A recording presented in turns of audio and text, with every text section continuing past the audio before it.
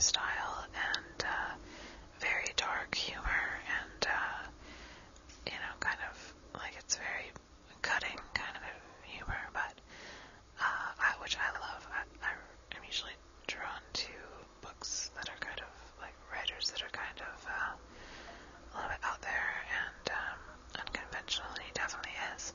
He has passed away now, unfortunately, but he also wrote Slaughterhouse-Five and Breakfast of Champions and a whole bunch of other books that are really good. This one, to be quite honest, I haven't read it in a while. I don't really remember too much about it, but I know that I think I've pretty much liked everything I've read of his, so yeah.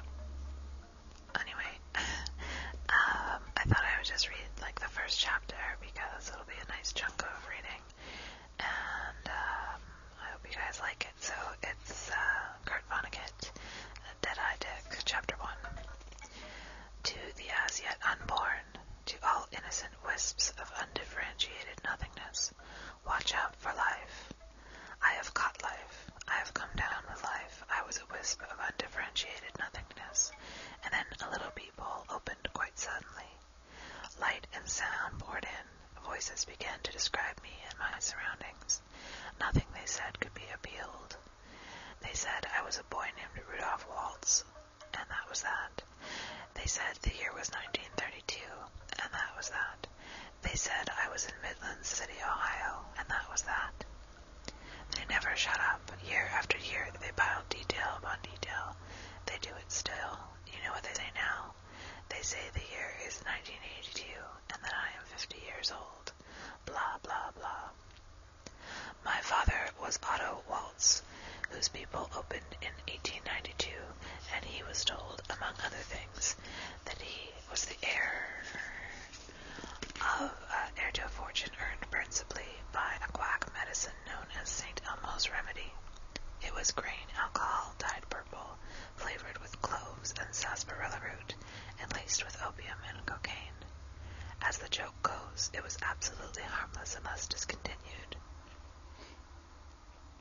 He, too, was a Midland City native. He was an only child, and his mother, on the basis of almost no evidence whatsoever, concluded that he could be another Leonardo da Vinci. She had a studio built for him on a loft of the carriage house behind the family mansion when he was only 10 years old, and she hired a rapscallion German cabinet maker who had studied art in Berlin in his youth to give father drawing and painting lessons on weekends and after school. It was a sweet racket for both teacher and pupil. The teacher's name was August Gunther, and his pupil must have opened in Germany around 1850. Teaching paid as well as cabinet making, and, unlike cabinet making, allowed him to be as drunk as he pleased. After father's voice changed, moreover, Gunther would take him on overnight visits by rail to Indianapolis and Cincinnati and Louisville and Cleveland and so on, ostensibly to visit galleries and painters' studios. The two of them also managed to get drunk and to become darlings of the fanciest whorehouses in the Middle West. Was either one of them about to acknowledge that father couldn't paint or draw for sour apples? Who else was there to detect the fraud? Nobody. There wasn't anybody else in Midland City who cared enough about art to notice if father was gifted or not. He might as well have been a scholar of Sanskrit as far as the rest of the town was concerned. Midland City wasn't a Vienna or a Paris. It wasn't even a St. Louis or a Detroit. It was a Bucharest. Sorry if I mispronounced that. It was a Kokomo. Gunther's treachery was discovered, but too late. He and father were arrested in Chicago after doing considerable property damage to him in a whorehouse there, and father was found to have gonorrhea and so on, but father was by then a fully committed 18-year-old good-time Charlie. Gunther was denounced and fired and blacklisted. Grandfather and grandmother Waltz were tremendously influential citizens thanks to St. Elmo's Remedy. They spread the word that nobody of quality in Midland City was ever to hire Gunther for cabinet work or any other sort of work ever again. Father was sent to relatives in Vienna to have his gonorrhea treated and to enroll in the world-famous Academy of Fine Arts. While he was on the high seas in a first-class cabin aboard the Lusitania, his parents' mansion burned down. It was widely suspected that the showplace was torched by August Gunther, but no proof was found. Father's parents, rather than rebuild, took up residence in their 1,000-acre farm out near Shepherdstown, leaving behind the carriage house and a cellar hole. This was in 1910, 4 years before the outbreak of the First World War. So Father presented himself at the Academy of Fine Arts with a portfolio of pictures he had created in Midland City.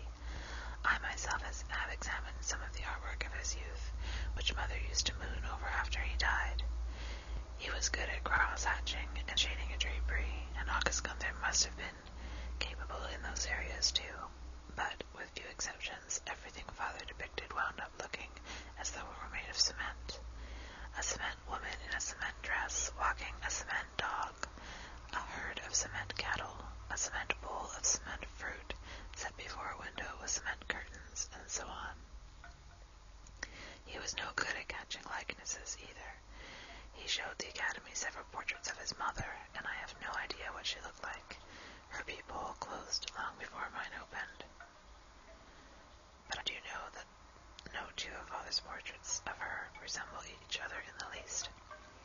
Father was told to come back to the Academy in 2 weeks, at which time they would tell him whether they would take him or not. He was in rags at the time, with a piece of rope for a belt, and with patched trousers and so on, although he was receiving an enormous allowance from home. Vienna was then the capital of a great empire, and there were so many elaborate uniforms and exotic costumes, and so much wine and music, that it seemed to Father to be a fancy dress ball. So he decided to come to the party as a starving artist. What fun! And he must have been very good-looking then, for he was, in my opinion, the best-looking man in Midland City when I got to know him a quarter of a century later. He was slender and erect to the end. He was 6 feet tall, his eyes were blue, he had curly golden hair, and he had lost almost none of it when his peephole closed, when he was allowed to stop being Otto Waltz, when he became just another wisp of undifferentiated nothingness again. So he came back in 2 weeks, and a professor handed him his portfolio, saying that his work was ludicrous, and there was another young man in rags there, and he too had his portfolio returned with scorn. His name was Adolf Hitler. He was a native Austrian. He had come from Linz. And Father was so mad at the professor that he got his revenge right then and there. He asked to see some of Hitler's work with the professor looking on. He picked a picture at random and said that it was a brilliant piece of work, and he bought it from Hitler for more cash on the spot than the professor probably could earn in a month or more. Only an hour before, Hitler had sold his overcoat so that he could get a little something to eat. Even though winter was coming on, so there is a chance that if it weren't for my father, Hitler might have died of pneumonia or malnutrition in 1910. Father and Hitler paired off for a while, as people will, comforting and amusing each other, cheering at the art establishment which had rejected them, and so on. I know they took several long walking trips, just the two of them. I learned of their good times together from Mother. When I was old enough to be curious about Father's past, World War II was about to break out, and Father had developed lockjaw as far as his friendship with Hitler was concerned. Think of that. My father could have strangled the worst monster of the century, or simply let him starve or freeze to death, but he became his bosom buddy instead. And that is my principal objection to life, I think. It is too easy, when alive, to make perfectly horrible mistakes. The painting Father bought from Hitler was a watercolor, which is now generally acknowledged as having been the best thing the monster ever did as a painter, and it hung for many years over my parents' bed in Midland City, Ohio. Its title was The Minorite Church of Vienna. Okay, so that's just